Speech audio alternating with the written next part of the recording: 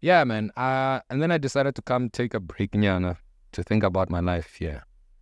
After the program, after the program, we had those two opportunities. You said I'll pass. 3 months. No, I haven't passed yet. Remember, I have 3 months before you start. Yeah. Okay. So the July, come here. And then, yeah, man, I slept on these contracts and whatnot. I thought about it. Found something that I didn't even like in one of the contracts where it stated that whatever I come up with, from an innovation perspective during my contract period belongs to the company. For both companies? They had No, it was one of them. I'm not going to say which one. The one you liked the most, I'm guessing. Yeah. Okay. So, that kind of threw me off, because I come up with things a lot. I come up with a lot of ideas. And I was like, no, it feels like I'm selling myself now. So I'm sitting and, I have that thesis. I haven't decided at this point. Mm. And then this comes time for a visa appointment. I'm supposed to have a visa appointment on the 23rd to get my work visa.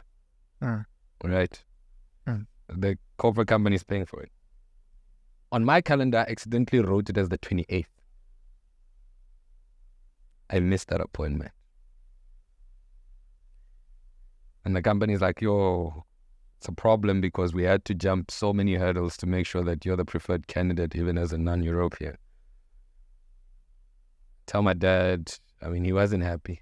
To him, he thought I did it on purpose, but it was really an honest mistake.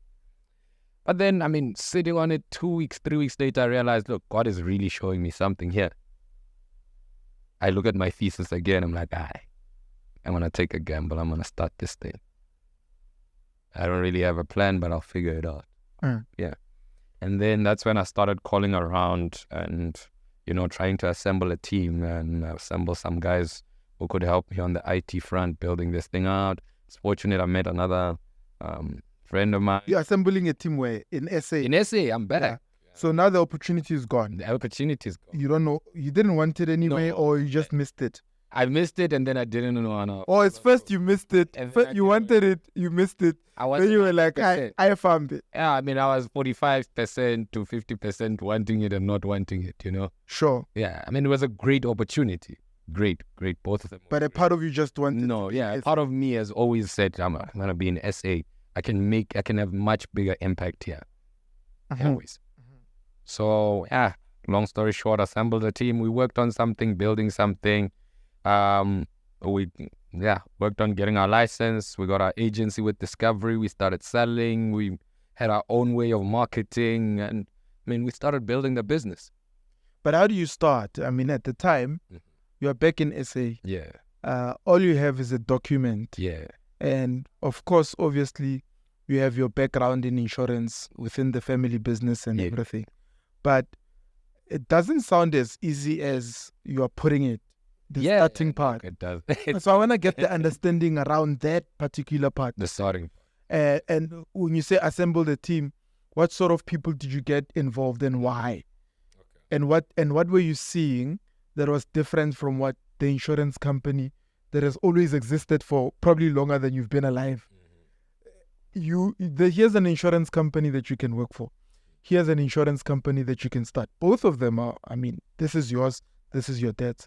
A lot of people could have said, let me just join my dad's firm and improve systems and grow the business there.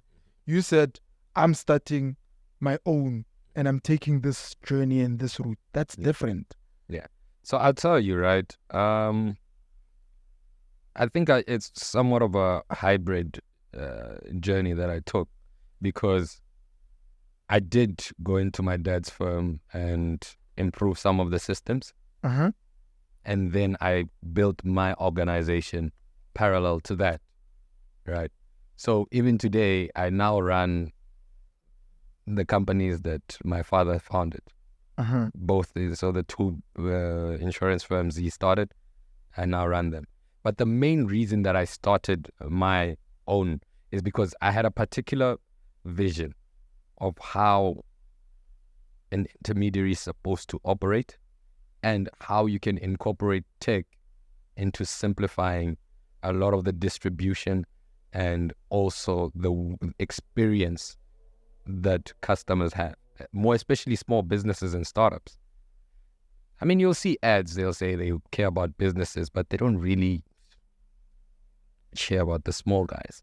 And that's the niche we wanted to play at, because a lot of the little guys, they start small, but with the right support, they grow into something great. And we realized earlier on during my research that a lot of the small businesses actually don't make it past year 5 because of a lack of adequate risk management. Sure. Which can be translated to your insurance policies and the structuring around that. I mean, because you can't structure it if you don't understand what the risks are, right? Yeah. I mean, think about it this way. You've got a string of rental properties and so on, right? One of the tenants decides to leave the stove on, and then the entire block of those properties burns down. If now you just said, nah, I'm building, I don't care about insurance, I don't care about risk management, as long as the property is there and I'm making money, I'm fine. Now that one freak accident happens, building burns down. Hey, God forbid. God forbid. Yeah. But you get what I'm saying. Because even if you have insurance, I don't think that's anything anyone wants. No, they don't want, but I mean, you're indemnified in certain situations and there's always way around things. But what I'm just saying is that it's better to have than not. And that's where the risk management comes into play. I mean, you look at a small, let's think about one of the most common businesses in SA, Kokasi. You've got an internet cafe. You've got these old computers that you've placed there, maybe 3 or 4, computers that people come in there and everything. And then maybe you're making 1.5, 3 grand a week, right? Making 1.5, 3 grand a week. And then I pass by and I see those computers. I'm like, why? I break your window and I take all those computers. Trust me, you've just taken 1.5 a day. 70 to 80% of the time, you don't have the reserves to go buy those computers again. You know, the one lady I was speaking to, in this platform, actually, she says she was raising money to start a couple of businesses back then. And back then, I think in the early 2000s, she raised money and bought 80 computers, put them in a hall, and she was making money daily. Yeah. Right? Especially from these guys that wanted to sit on the computer the entire day. Nigerians, she says. Yeah. But one day somebody came in and took all her computers, and security didn't even know who. And she didn't have insurance. You see. That's how she lost her business. And she was making money. You see. And that's another thing that we've been wanting to address is that, it's not about how much money you're making. Risk is inherent with business. It's there. The moment you make a move and you say, I'm going to filter water, you already put risk into whatever you're doing. So you need to understand that from the moment that you start your business, your risk management has to be within the DNA of that business.